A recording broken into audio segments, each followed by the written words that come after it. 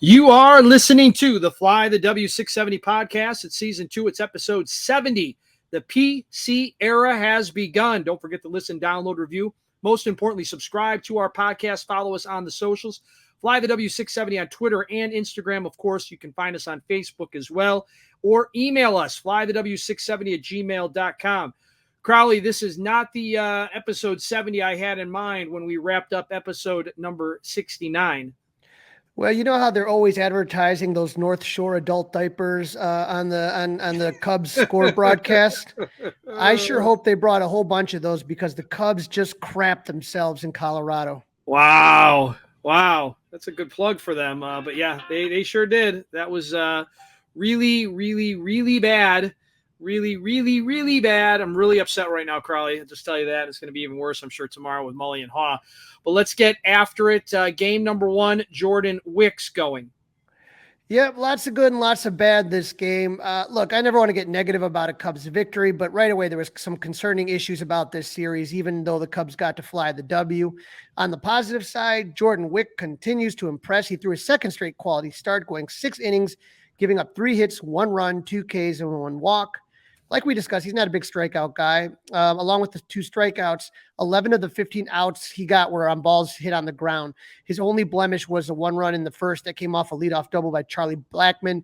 And then Wicks induced 3 straight groundouts, which allowed Blackmon to kind of just move around and score. Rockies were up 1-0 early. But Dustin, it's the offense that still has me concerned. I brought this up in the Arizona series where, I know they faced a couple good pitchers, but trust me, there was a lot of bad in that offense. The Rockies are our last place team, Dustin, and they're 9 games under at Coors Field, which is unusual. Usually that team plays good at home and can't play anywhere else. And their starting pitcher, Kyle Freeland, had an ERA over 5, right? I was hoping this was going to be the series that the offense would break out, but it didn't happen. The Cubs got their first base runner in the 3rd inning when Yan Gomes led off with a single, followed by singles from Patrick Wisdom and Nick Madrigal to tie the game at 1. But with runners at first and second and no outs, Freeland got Morel to fly out, Nico to line out, and Bellinger to ground out. So they left him off the hook there, and we're going to keep talking about this. To be fair, Charlie Blackmon did rob Nico of extra bases on that line out, but the result's still the same. Yeah, he sure did. Christopher Morel untied it in the 5th with a mammoth 466-foot home run to center. That was back-to-back homers in games for Morel, and he had 3 in his last 5 games. So it looks like he might be starting to heat up, but Cody Bellinger doubled in the 6th. Seiya singled to put runners at the corners, but Danfee would strike out. Seiya would advance to second out a wild pitch. So runners at second, third went out for Ian Happ, who was moved down in the order for the 2nd game in a row, but he struck out on a foul tip. Second and third, Dustin went out. You got to find a way to get the runner home. You can't strike out there. No. Cannot strike out there, especially when you've moved down in the lineup like he has. You would think it's a little less pressure, but not so far so good in this situation. Well, luckily, Mr. Clutch Yan Gomes singled. Bellinger scored easily to make it 3-1, and Seiya should have scored, but was thrown out at the plate. Should he have been running, though? I mean, you say he should have scored. I did, yeah. Did you like them being that aggressive at that point? Well, Rick Sutcliffe did a good job describing it on Marquee. He was with Pat for the series. He hesitated with 2 outs. There's no reason to hesitate. It doesn't matter what happens at that point. But once you hesitate, and that's what I'm saying. Like once you hesitate, you've got to know I hesitated. You know what I mean? Just because you should have done the right thing with 2 outs, and you and Rick Sutcliffe were right, but we saw that he hesitated. Fine, so he should have stopped, or the third base coach should have said, "Stop. You hesitate." I think there's the issue of the hesitation, and then I think if he goes for a hook slide, he just went straight into the. It was a lazy slide. It was just a bad slide, and he was just barely tagged out. He doesn't hesitate. He has a better slide. Then he's safe. So I don't think that was wrong, but that's just the beginning of the Cubs base running blunders. Freeland, mediocre pitcher in Colorado with an over 5 ERA, is able to go 6 innings, gave up 3 runs on 8 hits. I felt the Cubs should have finished his night early in the 3rd and the 6th, but they couldn't get the big hit. A cool moment did occur, though, Dustin, in the top of the 7th when Mike Tauchman led off the inning with a single, and in came Pete Crow-Armstrong to pinch run, made his major league debut. Ironically enough, he gets a head nod from Rockies first baseman Chris Bryant, who was once the hot anticipated prospect. Just one of those cool baseball moments where the past meets the future in a way that only those 2 guys could understand, as far as the pressure of being that next big Cubs, hopefully legend. David Ross put the hit and run on, and PCA made it to second, but Magical was out at first. Then PCA was thrown out trying to steal third on a great throw by Elias Diaz. Either way, PCA stayed in the game, and Cub fans finally got to see his professional debut. The bottom of the seventh wasn't so cool. Jose Cuas came into the game to relieve Jordan Wicks, got the first two batters out, but he would give up a single to Elias Diaz, hit Eleudias Montero with a pitch to put the tying run at first, then gave up a double to pinch hitter Hunter Goodman to make it a 3-2 ball games.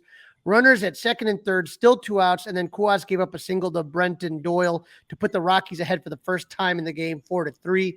Cuas's night was over, and Drew Smyly took over to end the inning. He got out of the inning without further damage behind a strong 8th inning and got the first out in the 9th inning before being pulled.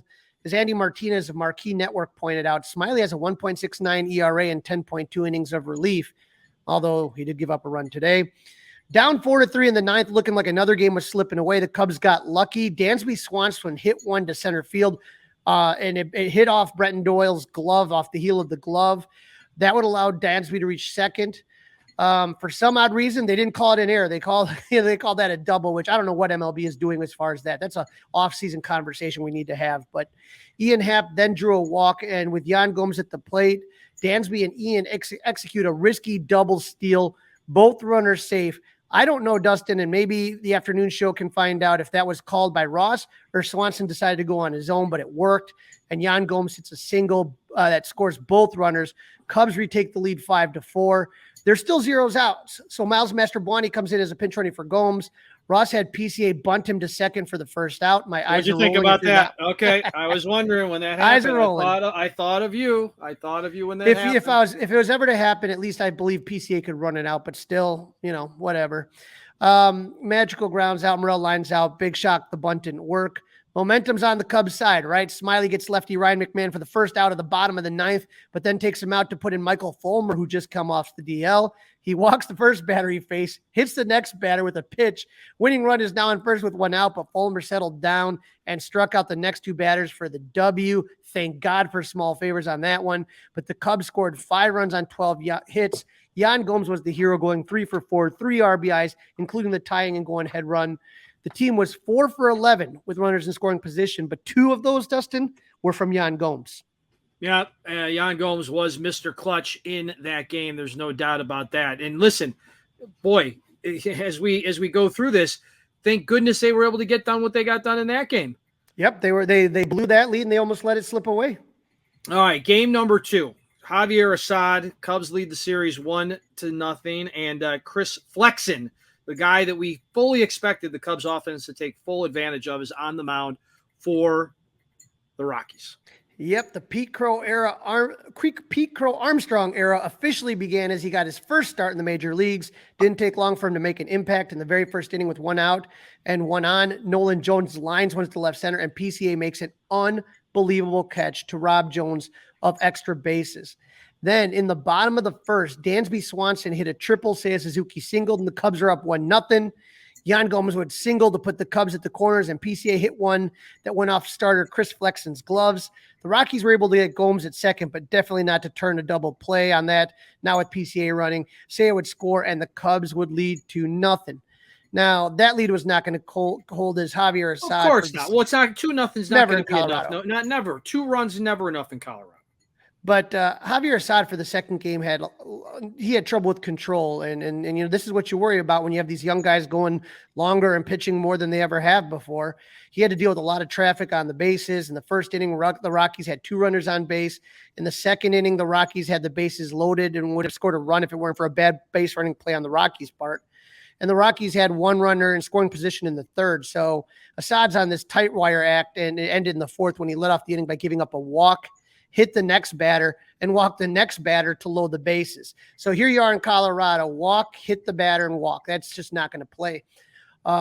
He did get Charlie Blackmon to pop up in the infield for the first out, and you're thinking, okay, maybe one more time he's going to get out of it again.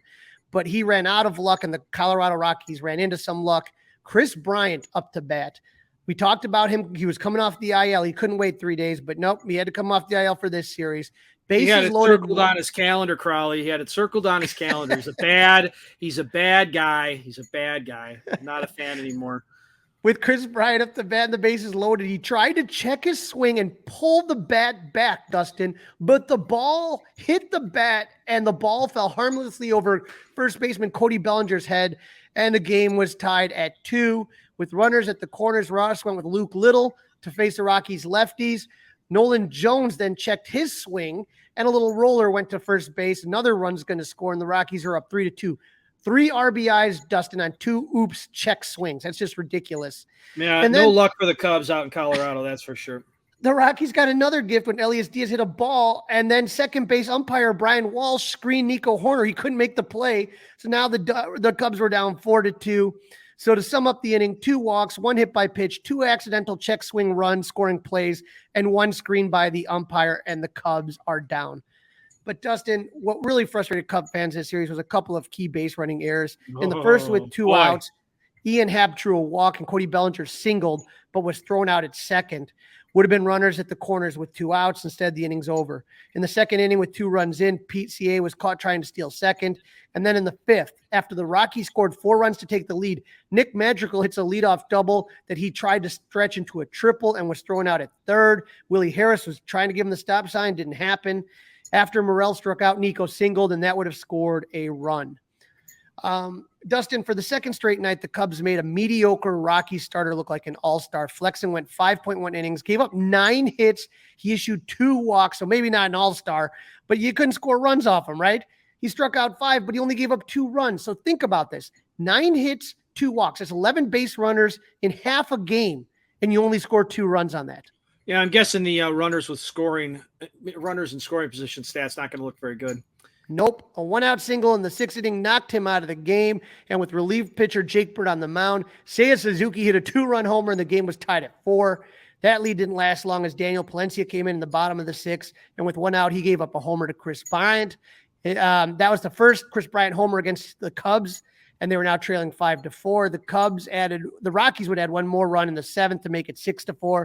And that was the final. So the Cubs scored 4 runs on 10 hits, 4 walks.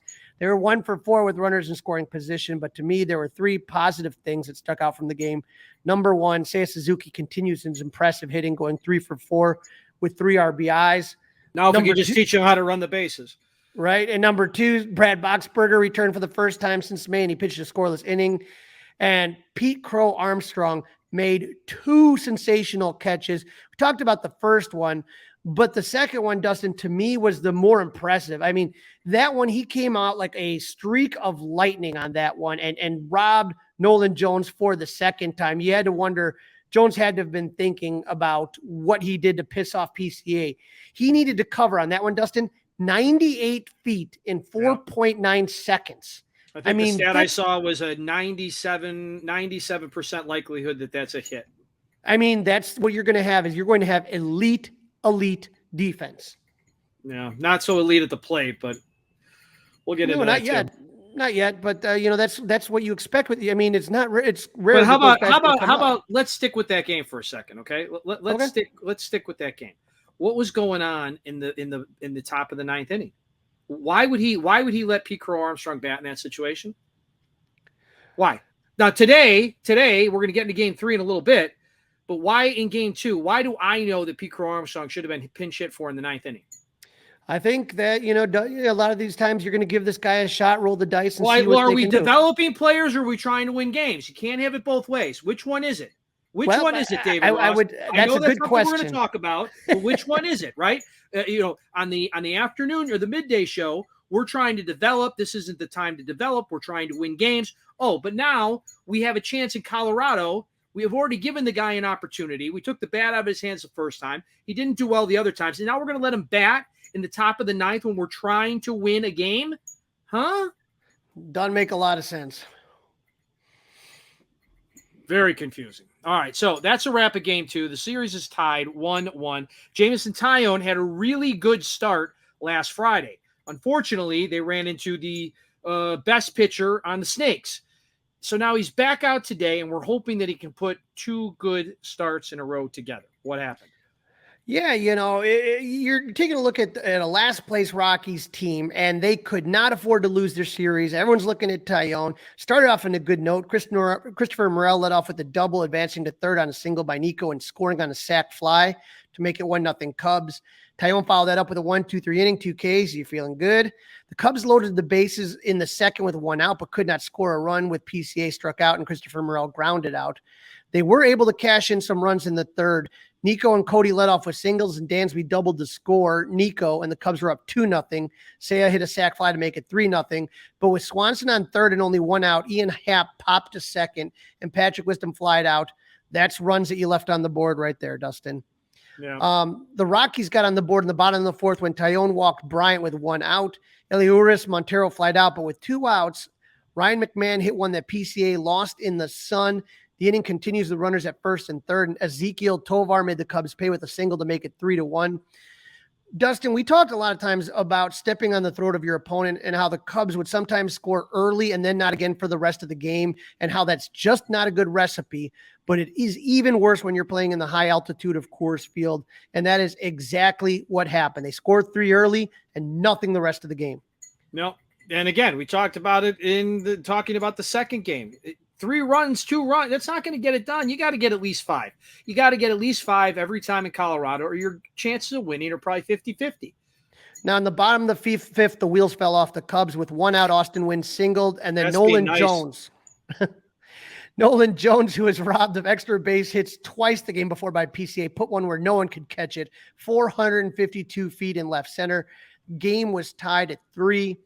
Taillon got the next batter out for the second out of the inning, but with Chris Bryant at bat, KB hit one deep to left center. Happ was there, but at the last second, he looked, I think, at PCA, who was backing up the play behind him, and the ball popped out of his glove. Ian is charged with the error, and the next batter, Eliuris Montero, homered to put the Rockies up 5-3. Taillon would finally get out of the inning, but the damage was done. He went 5 innings. He gave up 5 runs, Dustin, but only 3 were earned because of these errors, the 2 errors. You could honestly, Dustin, say that out of the 3 runs, the 3 earned runs, it should only be 2 because Pete Crow should have made that play in center. So it really was like 2 earned runs, right? And on 7 hits and 5 Ks, 1 walk. And he's got to learn. He's going to learn the parks. He's going to learn the sun in different parks. Yeah. I mean, it's all part of the learning process. But again, are we developing players or are we trying to win games? Kind of hard to do both at the same time, in my opinion.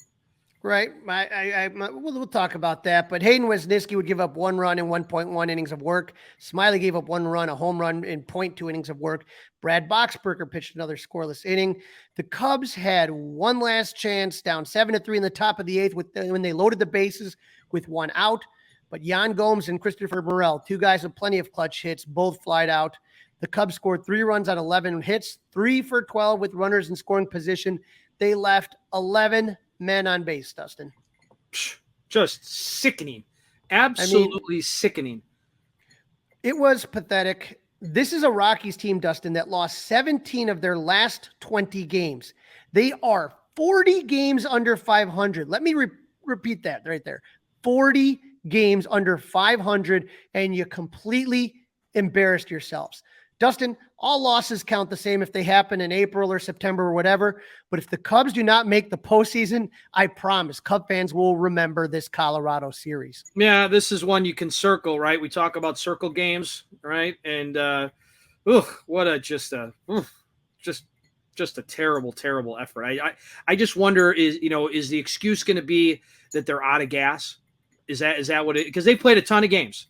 They played 13 days in a row, I believe, right? So is that an excuse in your opinion?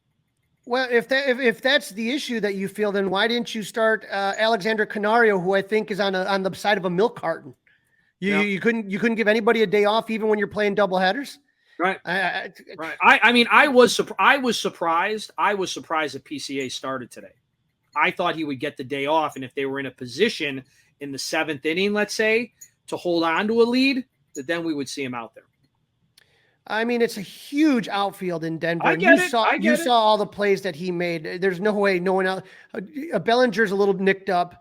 Talkman doesn't make half those plays. So it could have been way worse. I'm not that upset with the situation of playing him. I don't think he wanted to. I think his hand was kind of forced, to be honest.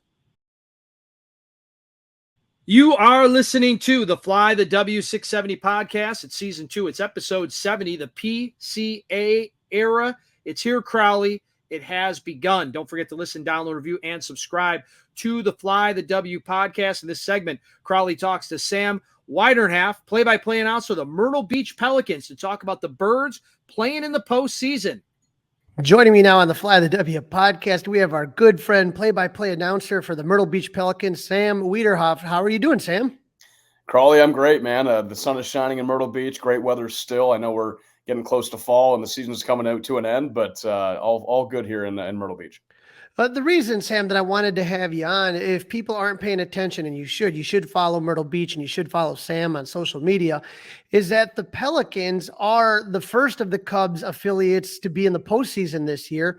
They punched their ticket to the postseason by winning the first half of the season with a record of 39-26. Second year in a row, the Myrtle Beach won the Carolina League South Championship. I was there, Sam, I wasn't at the game, but I was in Myrtle Beach when they won. I had gone to a couple games right beforehand, and it was just a good vibe, and it was just a fun first half. It really was. We've been waiting for these playoffs for a while because you win that first half championship in the middle of June. And, you got to wait July, August, and then the middle of September to finally get here. But now the playoffs are here. And, the fans are showing up. It's going to be a packed house for our home game tomorrow. And, the guys are ready. Like I said, they've been waiting for this for a while. We've got a lot of new players coming in with those draft picks in the middle of July, now getting to Myrtle Beach, and have been here for, about a month and a half. But, it's a super fun time, and really just looking forward to Thursday night and that first home playoff game. Oh, absolutely. Now, it's a great thing that you had when you have a good team and they win the first half. But then, as far as the minor leagues are concerned, they're promoted, which is the whole point. It's what you want to see. Which players that were promoted after they clinched, did you feel we're going to have a lot of success at South Bend? Well, I think it's pretty clear Moises Ballesteros was way above this level in terms of talent. I mean, he was working great at bats. He was great behind the plate, had a ton of power, and you could just tell that bat was going to play in high A. And you just saw that now with his recent promotion to Double A Tennessee. That's where he's going to finish out the year. He was just way overmatching people and way more mature than what his age shows at 19 years old. So he was a player that really stuck out. And then Felix Stevens as well, because Felix had provided most of our power. He had 13 home runs that led the team in the first half. And so you could tell that he was ready for that next level. And he's kept those power numbers going in high A with South Bend. It was his second full year in Myrtle Beach. He had spent all of last year with us, and then the first half here this year, and just made a ton of really good improvements. And his bat was just a totally different thing from last year to this year. So you can kind of tell that he was going to still keep that success going at the higher level, and he definitely did that.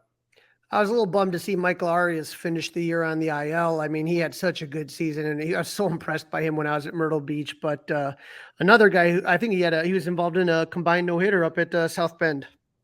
Yeah, he just had an electric arm and just a really high-velocity fastball that was just mowing down hitters, and just kind of came out as a surprise because he was with us at the very end of last year and got a little bit of time. And then not too many expectations coming into this year, and just took off right when opening day happened. He just really had a meteoric rise, and unfortunately ending this year on the IL, but was able to do some good things in South Bend, and can't wait to see what 2024 has in store for him. Absolutely. Now, the thing is that you lose all these great players. Like, you lose your entire pitching staff, your catcher, outfielders, you're losing all these guys here, and you're thinking, okay, well, the second half is going to be a letdown. But even though all those players got promoted that we discussed, you finished the second half second behind the Charleston River Dogs, and it wasn't by that many games. No, it was like you said last year. I mean, it was totally different. Last year we had a really, really strong first half and won that title, and then the second half, the month of August, was just tough, and we slipped a lot. But this year we were right there with Charleston for that second half championship, and ended up falling behind by only 3 games when it was all said and done in the second half. But just got a lot of really impactful players out of the draft. Brian Calmer was an 18th round pick out of Gonzaga by the Cubs this year. And he gets to us August 1st. And ever since then has just continued to produce. I mean, he's hit 10 home runs in the last month and a half and driven in about 40 runs. His OPS is over 1,000. I mean, he's just been a huge player for us down the stretch in this second half. And then you talk about guys like Brett Bateman, who's been our leadoff hitter that just has a knack for getting on base. He walks more than he strikes out and has great contact skills. Jonathan Long has provided some huge home runs. He was a 9th-round pick out of Long Beach State. Bateman was an 8th-round pick, but just some guys that have gotten here and, just hasn't really taken a long time for them to adjust to professional baseball. They just get in right to single A and just make an impact right away. So those kind of players helped us have a really successful second half. We had a winning record and, now have taken that momentum into the playoffs. Yeah, and that's the thing for people that may not be familiar with the minor leagues is these guys get promoted, they go to South Bend, and then the new draft picks after some time in the Arizona Complex League make their way to Myrtle Beach. And like you said, they just really didn't miss a beat this time around. So now you guys are in the postseason. You played your first game against the River Dogs in Charleston. So it was an away game. And Jackson Ferris was on the mound, correct? Yeah. Ferris started that first game and went just over 4 innings. It gave up 2 earned runs early, but was able to really settle in innings 3 and 4 and ended up having a pretty solid start. And then we had great relief appearances from Cohen Moreno, who kept the River Dogs at 2 runs. Angel Hernandez followed him and kept the score the same and just kind of struggled. We lost 2-1 in that first game and just kind of struggled to have some timely hitting.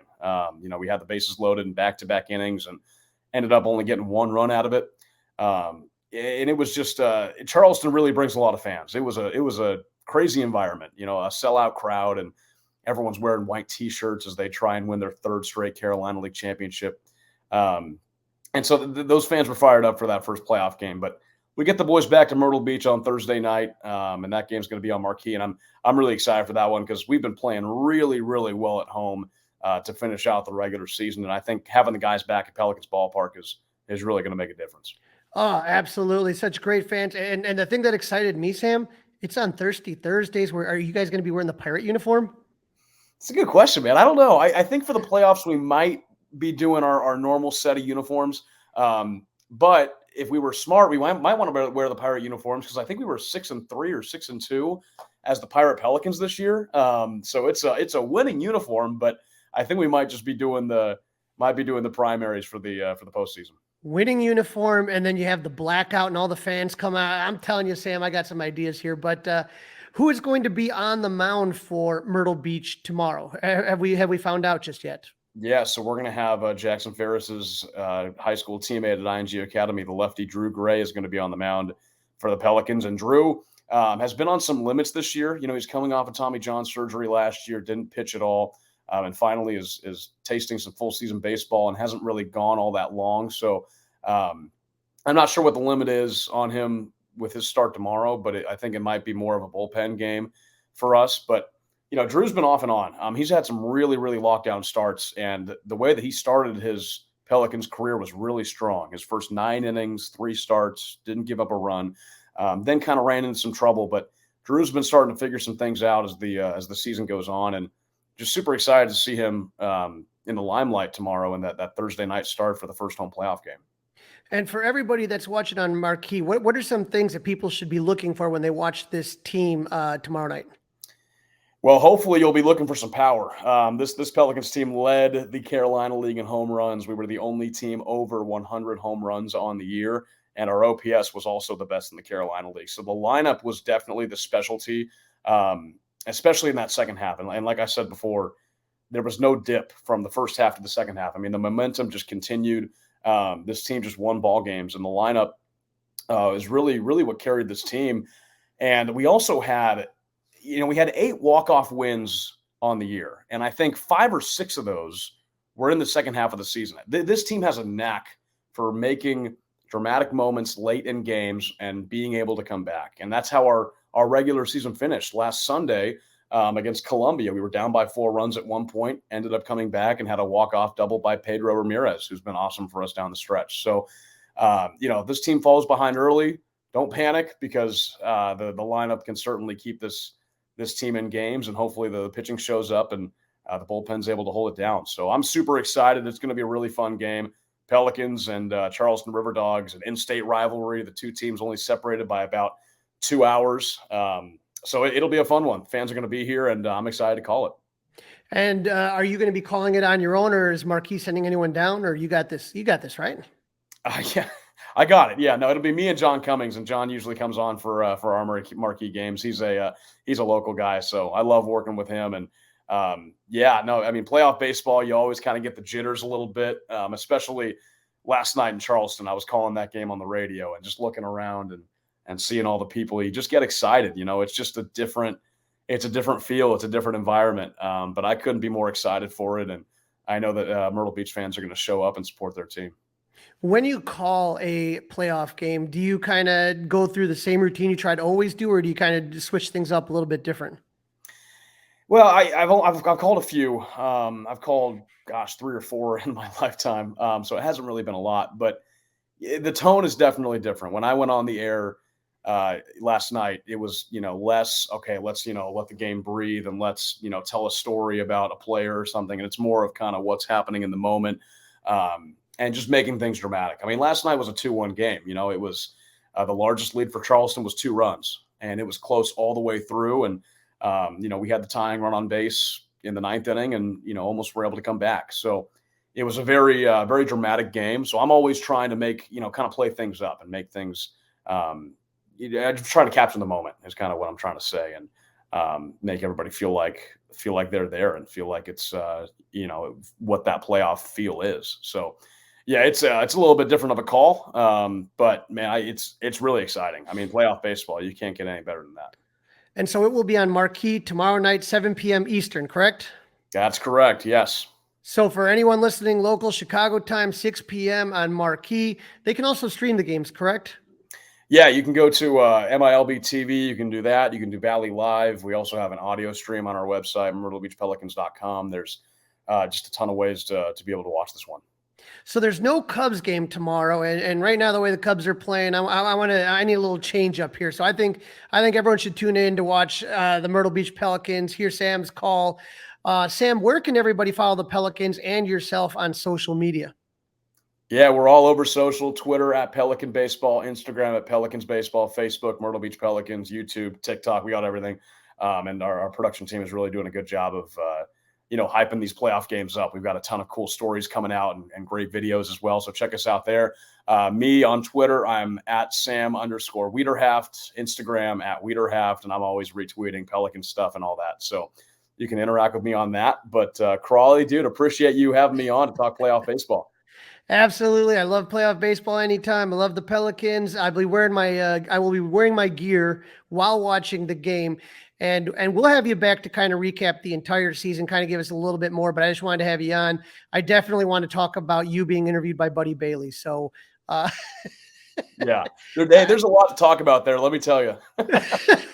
Sam, thanks for joining us, and good luck with the call tomorrow, and give our best to the team. All right. Yes, sir. Appreciate it, Crawly.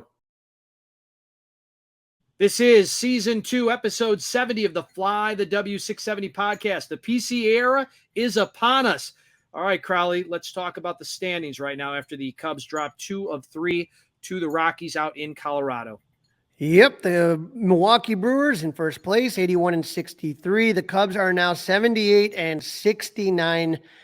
And with that, they dropped to 4.5 games out of the Central, Dustin. Yes, they have 3 left against the Brewers in Milwaukee, but that's starting to look worse and worse now. Cincinnati, 75-71, they're 7 games back.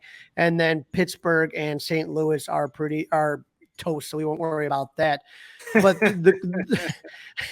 yeah, hey, you know what? I gotta get my little dig in. Yeah. Mm-hmm. Yeah, no doubt. And the wild card here right now, the Cubs are waiting some results. Philadelphia is in that first wild card spot, 79-66. They're 3.5 games up on the pack. The Cubs are 1.5 games up, holding on at the moment. Arizona wins, it gets down to 1 game. Arizona's in the third and final wild card spot. And then Cincinnati, Miami, and San Francisco are all knocking on the door. Cincinnati 1 out, Miami 1.5 out, and San Francisco out of that last wild card spot. If the postseason started today, Arizona would take on Milwaukee, the Cubs would take on the Phillies, and then the Cubs would, whoever won between the Cubs and Phillies would have the pleasure of taking on Atlanta. Yeah, that's why it's important to try to win that division. But at this stage of the game, I think the focus should be trying to take the Phillies so that you could have some games at Wrigley Field in the postseason. Yeah, there's 15 games left. And so you're going to, like I said. I mean, the Brewers just don't lose. I mean, the Brewers at this point just do not lose. Well, I'm glad you brought the Brewers up because in a move that has big implications, the NL Central, yes, it does. Big Dad is Steve Cohen, and the Mets got their man. David Stearns was hired as the president of baseball operations. He will officially take over the regular season once the regular season is over. Stearns has been instrumental in the Brewers' success the last few years, and you saw the Brewers kind of coming up even when the Cubs had those good teams with Javi and Chris Bryant and Rizzo. He was first named the Brewers GM at the end of 2015, and in a few short years, he took a small market, small budget Brewers to the postseason for 4 consecutive seasons from 2018 to 2021. The big question, Dustin, now is Craig Counsell. Will he follow Stearns to the Mets, stay with Milwaukee, or manage a different team? Dustin, I know the answer to this. Would you want him to manage the Cubs? No. I would take him in a heartbeat. You can have him. I would literally pull the Jed. I don't like his pouty face all the time. Hey, you know what? If we're winning, then I don't have a pouty face. And that's what I've seen. That's what I've seen him constantly do is win with teams. Look at the budgets between the Cubs and the Brewers. Look at the difference. I get it. And I'm just telling you, man, why do they keep winning, Dustin? We keep talking about the Brewers don't lose. Why is that? Look at their roster. Look at their roster. Who do you want on that roster that you'd say I'd rather have them than the Cubs? But guess what? They're in first place, and you're about that ship is just about sailed for you. Yeah, just about. I hope he ends up in New York with the Mets. That's what I'm hoping. Interesting story came out this week was that Dansby and Mallory Swanson bought Theo Epstein's my buddy Theo Epstein. I hung out with him in the bleachers. Yeah, I told that story on the air the other day.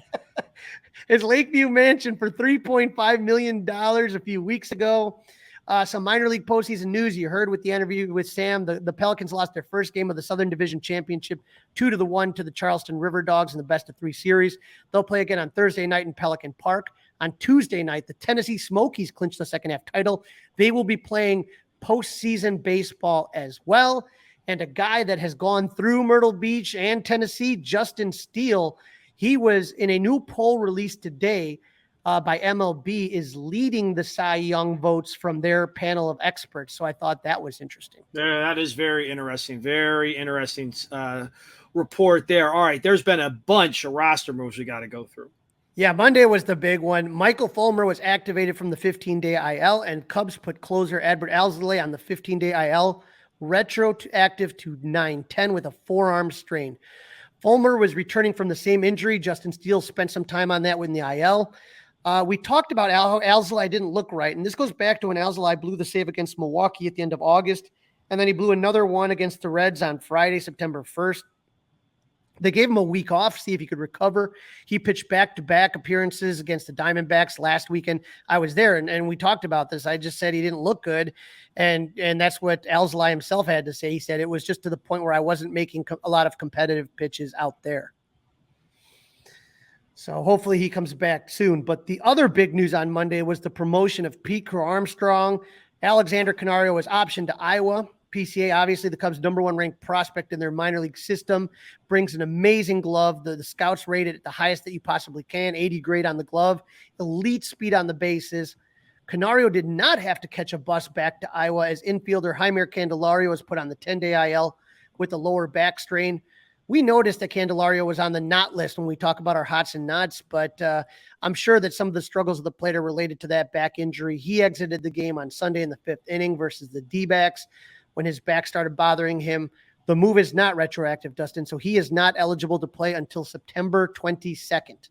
Yeah, we'll see what happens there. I think they really want to get him 100%. I think that's the goal. I think if he had to play a game right now, I think he could play, but I think they want to take their time with him. Right, and Marcus Stroman will throw a bullpen today. I don't know. We don't know the results of that. He's on a 5-game schedule now, so trying to get him back into the rhythm of a starter.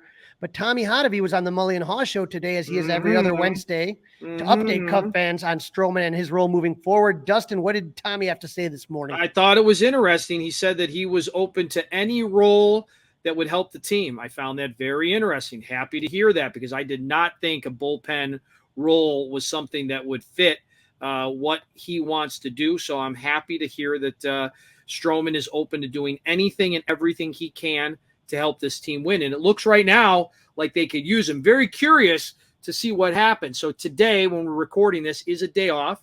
Tomorrow's Thursday when this gets released. They play the 3 games against the Snakes. Then they get a day off on Monday. And will there be any kind of shuffling of the, will they go to a 4-man rotation? Is somebody going to get skipped? Is Tyone going to get skipped? Is Assad going to get skipped? Very interesting to see what happens the next time around in this rotation. Absolutely. And another thing to keep an eye out is what you were talking about on the afternoon show. David Ross was on and talking about playing the young guys, talking about playing PCA. And this is what he had to say. I got the clip right here and give it a listen. And it's a little controversial. To go back to Pete being called up, obviously, like, his profile says that he's got the potential to be a really great defensive center fielder.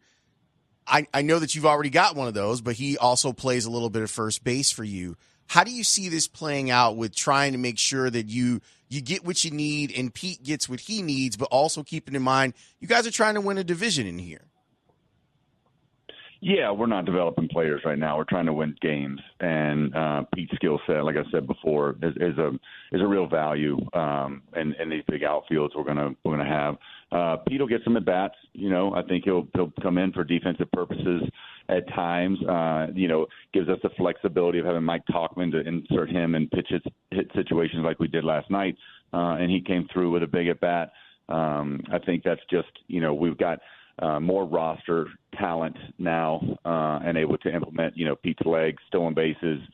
He's got some things he's still got to learn and grow. So there are going to be some growing pains, like last night gets thrown out at third. Some little things that we got to clean up with him. But he's an exciting young man out there trying to take advantage of his skill set, and we'll try to curtail that to help us win ball games in the middle of competing night in and night out. To go back. So Dustin, kind of talking out of both sides of his mouth. That's what I heard. We got to take advantage of his speed in Colorado with these big outfields, but we also are developing players. Okay. All right. Look, Dustin, I know it's not hard, but you can pat your head and rub your belly at the same time. It's not that difficult, man. You literally have how many coaches out there? Pete is a guy that loves instruction. He loves people to tell him what to do. He doesn't want people kissing his butt. And I'm just telling you right now, why can't you develop and play guys at the same time? I know it seems hard. What is Mike Tauchman hitting in the last month, Dustin, in the last 30 games? Do you know? Not that great. 188. That's not very good. So you're telling me and this was a week after David Ross was on the show saying, we're going to go with the guys that got us here. Really? Yeah. So if somebody's better, if somebody, you can't be with Jordan Wicks, you got to give it back to Drew Smiley because he got you there. Is that what we're doing? Why can't, if somebody's playing good, why wouldn't you play them? The outfield, again, in Colorado is huge. Do I think PCA should start every day? No, I think they should kind of play it smart and see which matchups work the best. But if you're telling me that you can't do it because Mike Tauchman got you here, nobody knew Mike Tauchman's name in Chicago other than in Palatine before the season started. So don't give me that. That's a bunch of garbage. When you're talking about a prospect that is this good, Arizona called up their big prospect who isn't hitting that much already against the Cubs. Okay, right. That's what teams do. You're going to sit there. You sat there and you wasted Candelario. I would put him down right now. There's no point in him being here because he's basically had a week off, but he hasn't hit in like 2-3 weeks. I don't even know how long it's been. It's been ridiculous. So just call him, put him down now. It's pointless. But you sat there and what you have to do in the dog days, especially when you do have those long games, is you have to find opportunities for these young guys to play, take the older guys and that are beat up. They're nicked. They have been playing for a while. Tauchman's not an everyday player. Bellinger's beat up. These guys have played a lot. Give them a breather and let the young guys get a chance and see what you have there. I'm not saying them play every day. This is not 2022 Cubs. This is 2023 Cubs, but you have to be smart about this. And anybody that knows the history of the Cubs know that there's been a lot of failures in the postseason or failures to get to the postseason because you couldn't give guys a day off when you had an opportunity. Well said, Crawly. Well said. I think I agree with everything you just said. Very, very good.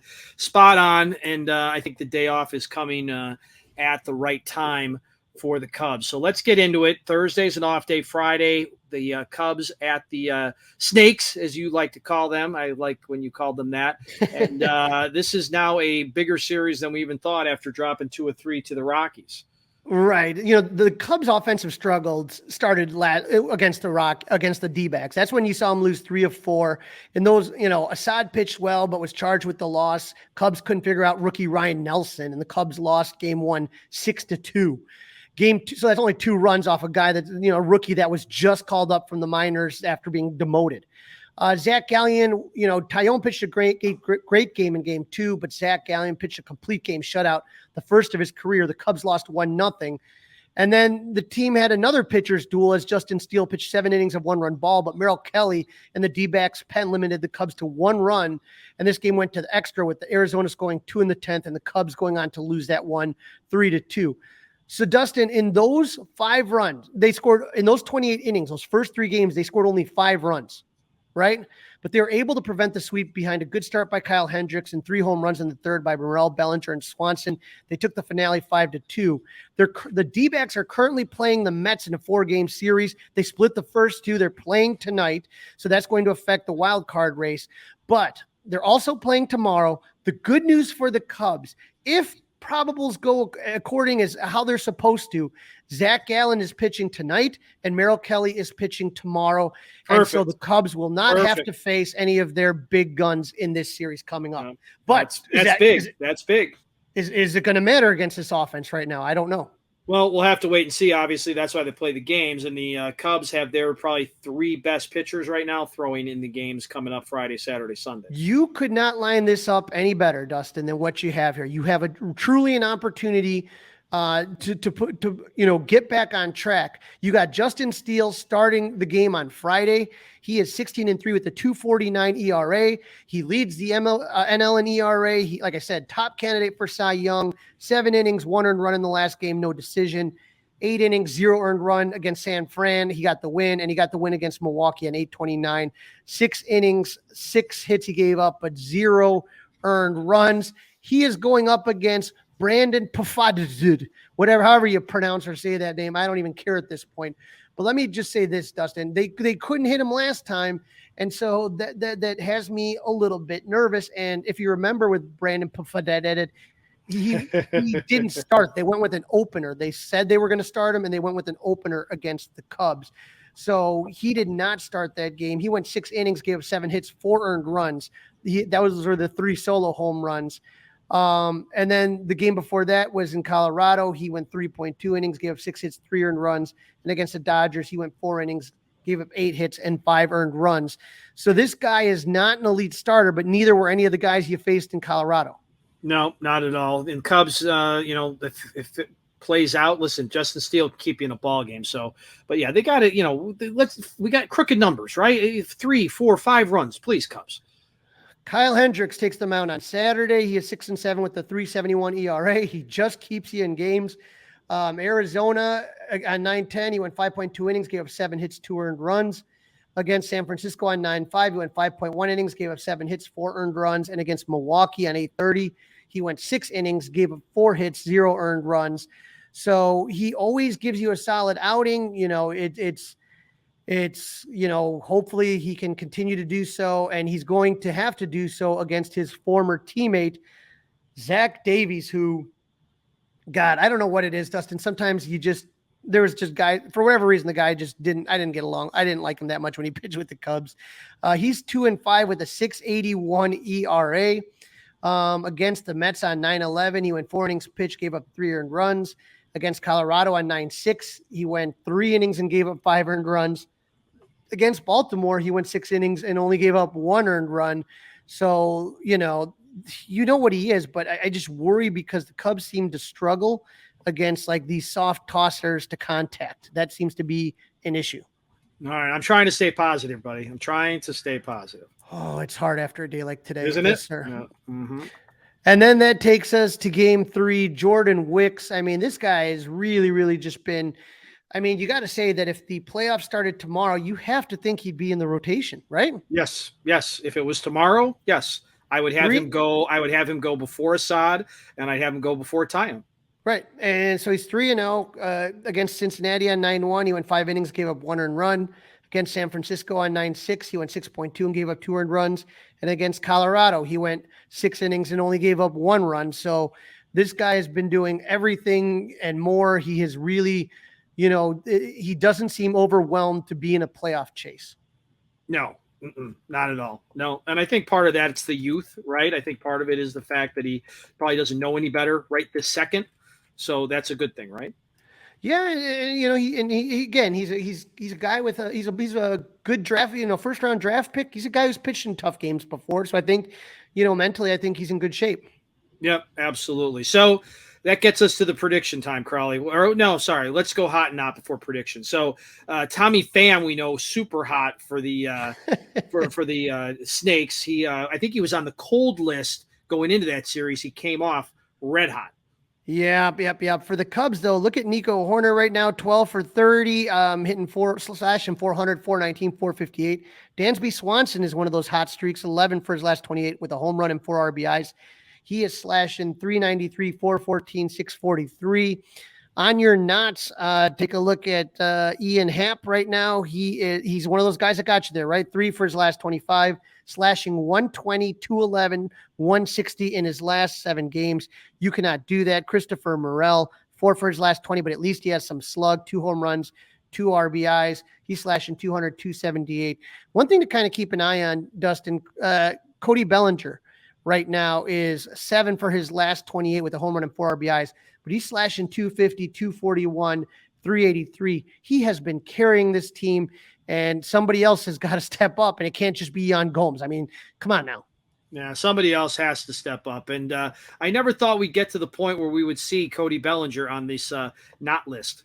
He's kind of in between. He's lukewarm, but He's been so hot that he's really just been driving the Cubs offense and kind of, kind of putting lipstick on a pig, so to speak. You know what I mean? Making things look better than they really were. You mentioned Tommy Pham for Arizona. He's 9 for his last 27 with 3 home runs, Dustin, and 5 RBIs. He's slashing 338, 367, 741 slug. And Kettle Marte, who also we saw do damage in Wrigley, 6 for his last 20 with the home run, 5 RBIs. He's slashing 300, 364, and 600. On the knot, Christian Walker at first, he's struggling 2 for his last 24. And Alec Thomas in 20 is their center fielder. He's 3 for their last 15. And the one guy I told you about, Jordan Lawler, he wasn't one of their top prospects, is 1 for 13. It's not easy, but guess what? He plays some really good short base, some shortstop, and he's a really good runner. So that's why he's in this race as well. All right. Prediction time, Crawly. Here we go. I'm going to go first. I'm going to stay positive. I'm going to say 2 of 3. This is a really big series because the Snakes are right behind them. The Snakes want to get into the postseason, but I'm going to say with the pitching matchups, I think it favors the Cubs. I'm going to say 2 out of 3. It does, but here's the thing. The Cubs don't play good in Colorado, and they don't play good in Arizona. I hate it when they play in probably the other stadium I'd throw in there is Miami. To me, those 3 places are just like horrible to even think about. I'm going to be positive. I'm going to say 2 out of 3. I'm going to say the Steele start and the Wick start are the ones that I like.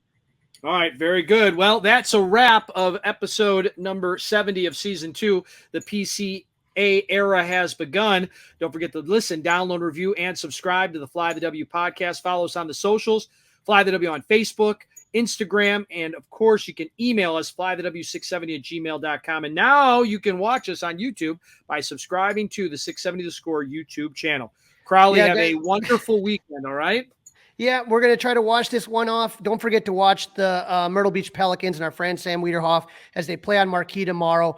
Cheer, go Pelicans and go Cubs. Hey guys, it's Crawly. Thanks for watching. If you enjoyed this video, please don't forget to give it a thumbs up and subscribe to our channel for more content like this. If you want to see more of our videos, be sure to check out our playlist and let us know what you think in the comments below. Also, don't forget to follow us on social media to stay up to date with our latest episodes. Links are in the description. Thanks again for watching, and we'll see you in the next video. Go Cubs!